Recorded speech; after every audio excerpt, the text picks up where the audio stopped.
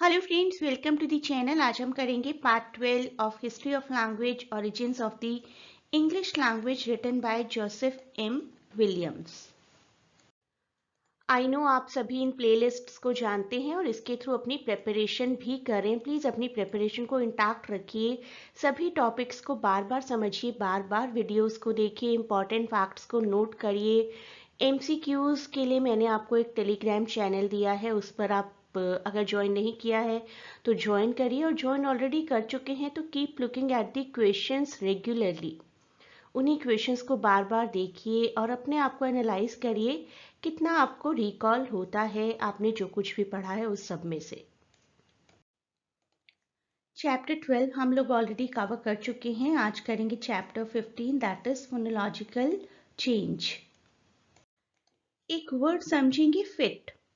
Fit का normal मतलब अलग होता है, somebody is fit for something, लेकिन जब हम English orthography, English grammar, English pronunciation की बात करते हैं तो फिट का मतलब थोड़ा सा डिफरेंट है। इंग्लिश ऑर्थोग्राफी में और प्रोनाउंसिएशन में फिट थोड़ा सा इम्परफेक्ट है, थोड़ा सा chaotic है। The way in which our speech has changed can shed some light on these problems। मैं आपको प्रॉब्लम्स भी बताऊंगी, और प्रॉब्लम्स एक्चुअली हम सब जानते भी हैं ऑलरेडी, लेकिन कुछ वर्ड्स को प्रोनाउंस करके दिखाना इंपॉर्टेंट हो जाता है जस्ट टू अंडरस्टैंड कि how this problem exists. Fit is how well the letters in an alphabet match the significant sounds of a language। अब हमारी इंग्लिश लैंग्वेज में देखिए, एक ही साउंड के लिए बहुत से सिंबल्स होते हैं, जैसे कि क, सिर्फ क भी उसको रिप्रेजेंट करता है, सी एच भी रिप्रेजेंट करता है, सी के भी रिप्रेजेंट करता है, और हार्ड सी भी रिप्रेजेंट करता है क को। तो क को रिप्रेजेंट करने के लिए इतने सारे साउंड्स हैं कि इट सीम्स कि which one is the fit one. Actually none is the fit. कोई भी फिट नहीं है कि हम किसी एक को ही यूज करें फ्यूचर में। जो स्पेलिंग्स क्रिएट की जा चुकी हैं उन्हीं के अकॉर्डिंग हमें एक्ट करना पड़ता है। के का प्रोनाउंसिएशन हमने देख लिया है कितना अलग अलग है। अब OUGH को कंपेयर करें तो यहाँ पर कफ में अलग है, दो में अलग है, टफ में डिफरेंट है, थ्रू में डिफरेंट है, ऑट में डिफरेंट है। कितने सारे डिफरेंसेस हैं यहाँ पर, एक ही कॉम्बिनेशन जिसमें कि ऑर्डर भी सेम है, इवन सारे अल्फ़ाबेट्स का, तब भी स्पेलिंग्स अलग अलग हैं। तो we can say language is not fit phonetically. अब बात करेंगे फनीम और एलोफोन्स की। बहुत डिटेल में नहीं करूंगी बात, क्योंकि बालासुब्रमण्यन का जो हमने पूरी किताब की थी उसमें भी ये टॉपिक मैंने डिटेल में डिस्कस किया है, राइट। फनीम साउंड और group of different sounds perceive to have the same function. जैसे कि के का अभी हमने एग्जाम्पल लिया था, कैट, यहाँ पर भी वही के प्रोनाउंस हो रहा है, किट, स्कैट, स्किट। के का साउंड सिमिलर आ रहा है, चाहे अलग अलग तरीके से हमने इस्तेमाल किया अल्फाबेट्स को। एलोफोन्स, एलोफोन्स जैसे कि आप ये देखिए वर्ड हिट, टिप, लिटिल। यहाँ पर टी का साउंड अलग अलग आए, एक ही अल्फाबेट का ही साउंड जब बिल्कुल अलग अलग आए, दैट इज कॉल्ड एलोफोन्स। और एक साउंड को रिप्रेजेंट किया जाए अलग अलग तरीके से, that is called phoneme. So, phonemically, they are considered to be the same sound, although they are different phonetically in terms of aspirations. Hit, hit में आपने ट अलग तरीके से बोला, tip, tip में डिफरेंट तरीके से एन, लिटिल, लिटिल में डिफरेंट तरीके से ट बोला गया। अगर आप बिल्कुल प्रॉपर इंग्लिश प्रोनाउंसिएशन के लिए जाएंगे तो you will found that there is a great difference between the pronunciation of T in all these words। अब बात करेंगे वॉइस एंड वॉइसलेस साउंड्स की, और इनके बारे में भी हम सुब्रमण्यम की बुक में काफ़ी कुछ डिस्कस कर चुके हैं। Voiced vowels, voiced vowels in English are AEIOU, क्योंकि their pronouncing requires the flowing of air in the larynx or voice box। Voiced consonants b, d, G, J, L, M, N, R, V, Y, and Z।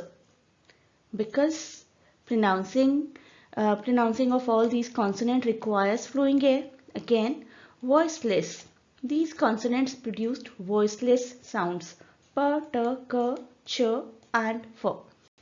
If vocal cords vibrate in the throat uttering a sound, we have a voiced sound, otherwise it is unvoiced.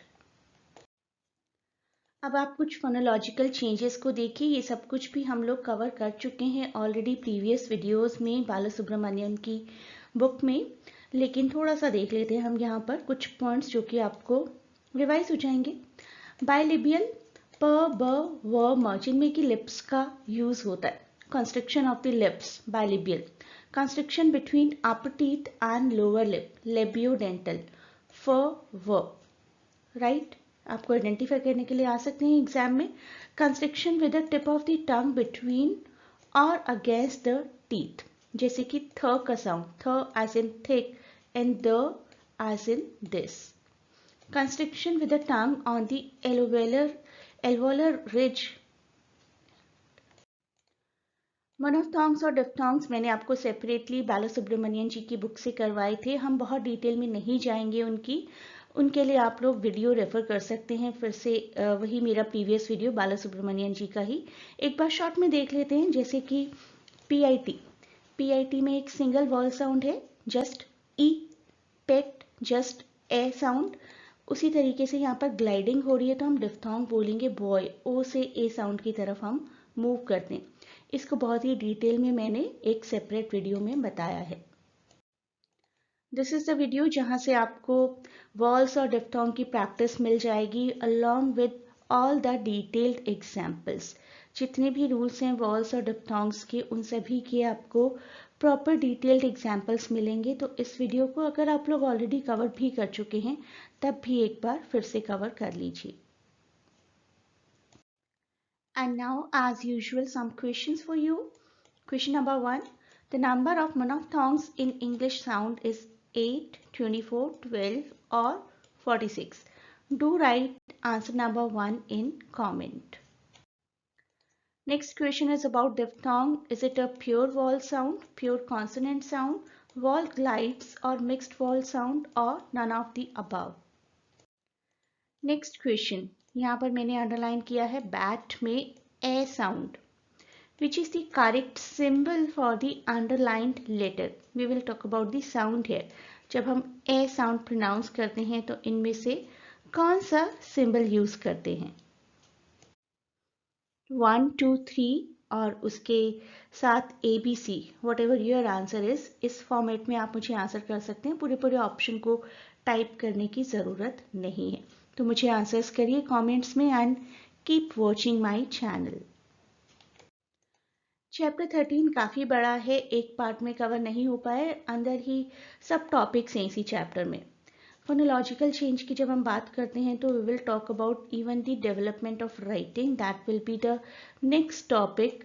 13 chapter को ही हम continue करेंगे और एक ही और video में cover हो जाएगा।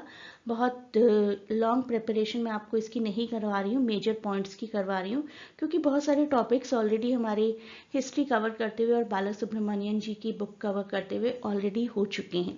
तो जल्दी ही हम लोग 14 चैप्टर करेंगे, लेकिन अभी एक बार 13 चैप्टर का पार्ट 2 कवर करना ज़रूरी है। And good news for all of you, बहुत ही जल्दी आप लोगों को एक PDF मिलने वाली है of all the important MCQs। Approximately 500 questions will be there. आप सभी वीडियोस देखिए मेरे, और वीडियोस के बाद MCQ वीडियोस भी मैंने आपको दिए थे, वो भी देखिए। और इसके अलावा आप जितने भी ओरिजिनल टेक्स्ट्स अगर पढ़ सकते हैं तो ज़रूर पढ़िए। ओरिजिनल टेक्स्ट हमेशा सबसे ज़्यादा रिकमेंडेड होते हैं। एट टाइम्स हमारे पास टाइम नहीं होता तो हम लोग नहीं पढ़ पाते हैं, पॉसिबल नहीं होता है, और भी बहुत सारे टॉपिक्स हमें प्रिपेयर करने होते हैं। एटलीस्ट समरीज को अच्छे से समझिए, किसी भी टॉपिक की थीम को अच्छे से समझिए, मेजर पॉइंट्स को नोट करिए, हैंड रिटन नोट्स बनाएंगे तो अपने आप आपकी प्रिपरेशन अच्छी हो जाएगी।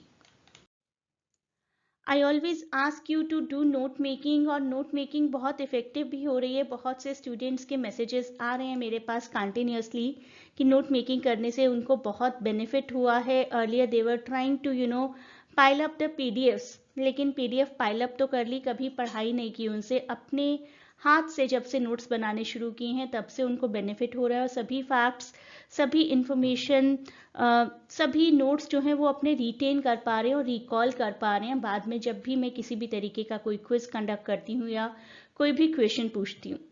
तो आप भी अपनी नोट मेकिंग शुरू कर दीजिए। अभी तक भी नहीं की है तो अभी भी टाइम है आपके पास। Approximately 1 month is there for exam. तो आप सभी प्लीज अपनी तैयारियों में अच्छे से जुट जाइए।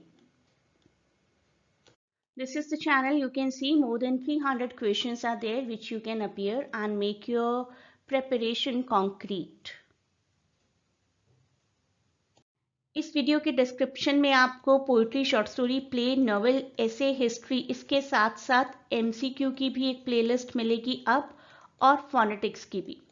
तो जुट जाइए अपनी तैयारियों में। बस अब कुछ भी कोई एक्सक्यूज़ नहीं होना चाहिए कि पढ़ने का टाइम नहीं मिला या व्हाट्सोएवर। एग्ज़ाम के लिए अपीयर कर रहे हैं तो प्रिपेयर करके करिए ना। और प्रिपरेशन के लिए आपको पूरा सोर्स मटेरियल दिया ही जा रहा है, लेकिन नोट मेकिंग आपको खुद करनी है। उस पर मैं हमेशा स्ट्रेस करती हूँ और नोट मेकिंग खुद करने के बहुत अच्छे रेस्पॉन्सेज आ रहे हैं मेरे पास। वो भी मैं किसी दिन आपसे शेयर करूँगी, उन सब रेस्पॉन्सेज को भी। अभी के लिए आप अपनी पढ़ाई करिए। वीडियोस पर अपने कमेंट्स देना मत भूलिए। कमेंट्स आप लोग जब प्रोवाइड करते हैं ना तो एक एंकरेजमेंट आता है, एक किक मिलता है और वीडियोस और सोर्स मटेरियल्स आपके लिए क्रिएट करने का। Otherwise it feels very monotonous. तो जो भी इस वीडियो को देख रहे हैं प्लीज़ अपने कमेंट्स ज़रूर लिखिए।